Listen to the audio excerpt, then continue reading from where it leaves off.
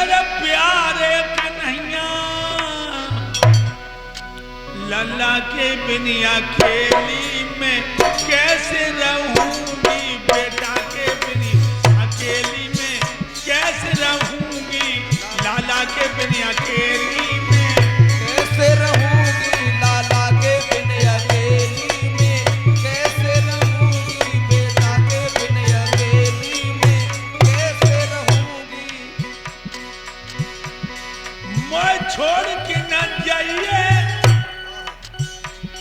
मेरे प्यारे कन्हैया, लाला के बिन अकेली में कैसे रहूंगी, बेटा के बिन अकेली में कैसे रहूंगी, बेटा के बिन अकेली में कैसे रहूंगी। ध्रुव कहने लगे सिर्फ 6 महीना के लिए अपनी छाती में पत्थर लगा लूं मां, मैं 6 महीने के अंदर अंदर अपने राम को ढूंढ के लाऊंगा मां। और अगर तुमने हमें जंगल में जाने की इजाजत न दी तो तेरे चरणों की सौगंध है। भोजन की कौन का है, पानी की बूंद अपने होठों पर नहीं रखूंगा और शरीर को सुखा सुखा के नष्ट कर दूंगा। भैया समझ गई मां, ये दोनों दिनों से गया, घर में हटीला भूखों मर जाएगा, जंगल में कोई हिंसक जीव खा जाएगा। आखिर मां कहने लगी बेटा हट देख के अब कुमर की गद गद शिथिल बाणी भई, इच्छाओ पूर्ण लाट ले आशीष दे आज्ञा दई। मोर निठुर मैया को कन्हैया दरस फिर मोह दीजिए, सब छोड़ खटके जगत के तू भजन बन में कीजिए। जाओ बेटा। ध्रुव जी ने नन्हे नन्हे हाथों से मां के पैर छुए,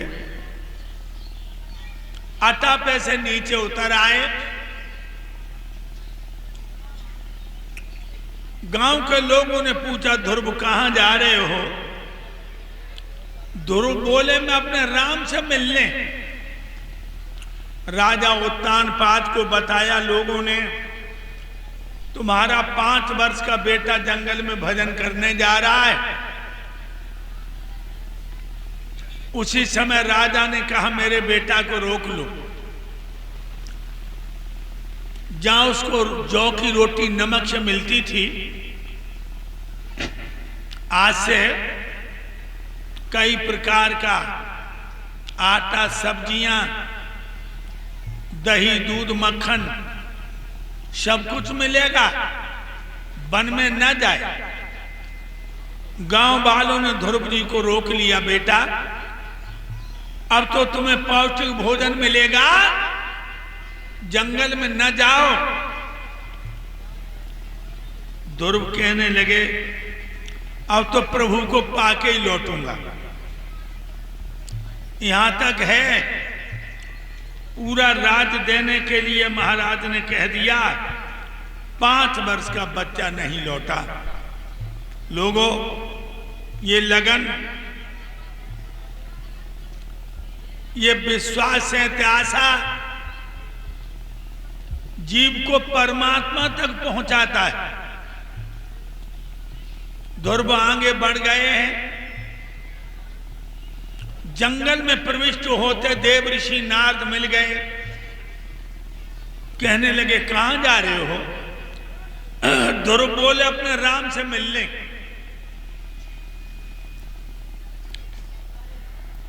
उसी समय नारद कहने लगे राम से मिलने जा रहे, जंगल में बड़े बड़े हिंसक जीव हैं, कोई तेरा भक्षण कर लेगा।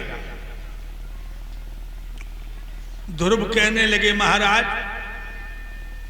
इन जीवों का भय मेरी मां ने भी मुझे दिखाया, लेकिन अब तो प्रभु से मिल रहा है। तो देव ऋषि नारद ने ध्रुव की लगन देखी है, 12 मंत्र दिया। ओम नमो भगवते वासुदेवाय, ये मंत्र दिया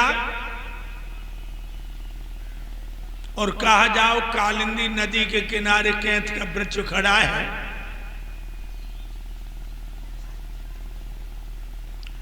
उसी वृक्ष के नीचे जाकर के पद्मासन लगा के भजन करो। भाइयों, ध्रुव जी प्रणाम करते हैं अपने गुरुदेव को।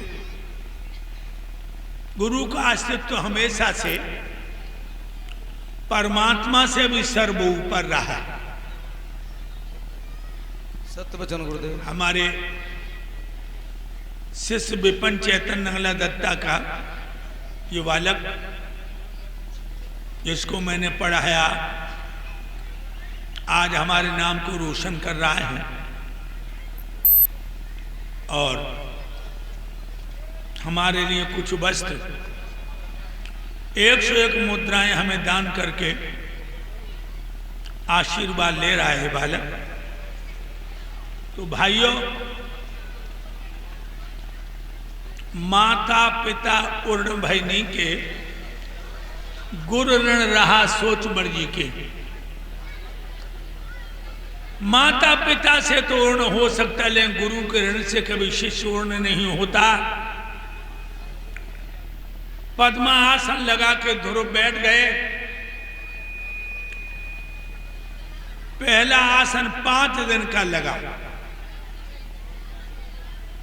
5 दिन बाद ध्रुव जी के नेत्र खुले हैं तो भूख लगी। कैंथ पका हुआ पड़ा था,